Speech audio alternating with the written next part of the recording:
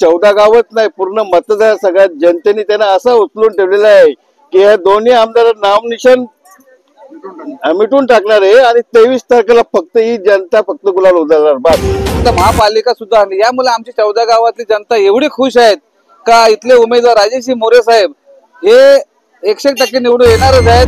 खासदार साहेबांनी जे बोलले ते करून दाखवलेलं आहे आणि इथलं मत फक्त विकासाला मत आहे आणि ते फक्त धनुष्यबाणला जाणार आहे. लाडक्या भावाला आपल्या बहिणी कधीच विसरणार नाही. त्यांनी जी त्यांच्यासाठी ओवाळणी दिली आहे त्याच्यासाठी सगळ्या महिला या त्यांना ओवाळणी त्यांना रिटर्न गिफ्ट म्हणून आपलं मत देऊन पुन्हा मुख्यमंत्री बनवणार आहे. महिलांचा पाठिंबा जास्त आहे साहेबांना.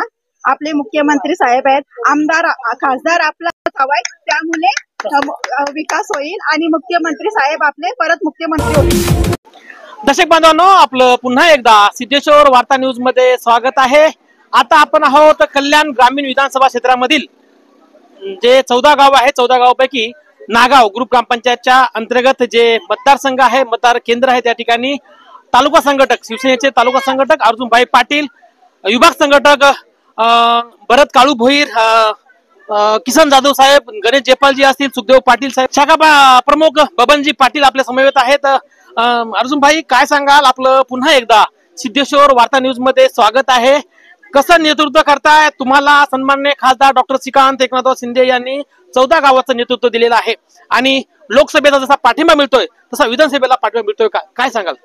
मुख्यमंत्री आदरणीय एकनाथजी शिंदे साहेब आणि कल्याण लोकसभेचे कार्यसम्राट खासदार डॉक्टर श्रीकांत शिंदे साहेब यांनी जो उमेदवार दिलाय, एक सामान्य कार्यकर्ता म्हणून राजेशजी मोरे यांना उमेदवारी दिलेली आहे आणि ह्या सर्व 14 गावच नाही, पूर्ण मतदार सगळ्या जनतेने त्यांना असं उचलून ठेवलेलं आहे की या दोन्ही आमदार नामनिशान मिटून टाकणार आहे आणि 23 तारखेला फक्त ही जनता फक्त गुलाल उधळणार बस. विकास केलाय. आज तुम्ही सुद्धा पत्रकार म्हणून 14 गावात फिरत असताना या आमच्या रस्त्याला किती खड्डे होते, पण आज तुम्ही 14 गावामध्ये जर फिरत असाल तर एअरपोर्ट सारखे रस्ते खासदार साहेबांनी बनवले आहेत. तुम्ही कुठेही फिरा, पाण्याचा प्रश्न असो, सर्व आता महापालिका सुद्धा यामुळे आमची 14 गावातली जनता एवढी खुश आहेत का इथले उमेदवार राजेश मोरे साहेब हे 100% निवडून येणारच आहेत आणि या येणाऱ्या विधानसभेमध्ये कल्याण ग्रामीणचा आमदार फक्त शिवसेनेचा असणार आहे. दर्शक बांधवांनो, आपल्या समवेत विभाग संघटक माजी उपसभापती भरत काळू भोईर आहेत. भोईर सर, आपलं सिद्धेश्वर वार्ता न्यूज मध्ये स्वागत आहे. आपल्या नेतृत्वाखाली ह्या नागावमध्ये आम्ही आलेलो आहोत आणि सर्वे करतोय, परंतु आपल्या गावामध्ये मोठा पाठिंबा म्हणजे 14 गावातच मोठा पाठिंबा मिळतोय, कल्याण ग्रामीण मध्ये पाठिंबा मिळतोय, पण आपल्या 14 गावामध्ये मोठी चुरस निर्माण झालेली आहे. काय सांगाल? खरं म्हणजे आम्ही जे बोलतो ते करून दाखवतो. जे खासदार साहेबांनी जे बोलले ते करून दाखवलेलं आहे आणि इथलं मत फक्त विकासाला मत आहे आणि ते फक्त धनुष्यबाणला जाणार आहे आणि राजेश मोरे साहेब हजारो लाखोची मतांनी निवडून येतात. मोठा पाठिंबा मिळतोय. लाडकी बहीण योजनेचा आपल्याला कसा पाठिंबा मिळतोय, काय सांगाल? आम्ही पूर्ण गावामध्ये फिरलेलो आहे. आमच्याकडल्या 360 महिलांना योजना जी आहे ती आलेली आहे. महिलांचा पूर्ण पाठिंबा आहे. तुम्ही बघू शकता आमच्या इथे किती महिला आज उतरलेल्या आहेत आणि प्रत्येक महिला एकच बोलते की आता आम्हाला भावाला मदत करण्याची किंवा भेट देण्याची एक वेळ आलेली आहे, ती आम्ही मतदान पेटीत दाखवून देऊ आणि नागाव मध्ये तुम्हाला सर्व दिसेल 14 गावापेक्षा नागाव गावामध्ये जास्तीत जास्त मतदान कसं होईल आम्ही प्रयत्न करतो आणि 100% आम्ही लीड घेऊन 70 ते 80% आम्हाला इथे मतदान होणार आहे. लोकसभेला जसा मोठा प्रतिसाद भेटला होता तसं विधानसभेला आणि त्या माध्यमातून विधानसभा भेटेल का?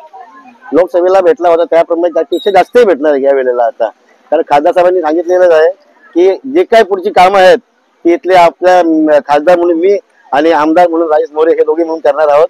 तर त्यामुळे बरेचसे लोकांचा आमचे म्हणजे प्रचंड प्रतिसाद आहे आतापर्यंत आणि मिळणार आणि मला असं वाटतं की 23 तारखेला गुलाल हे आम्ही उधळणार.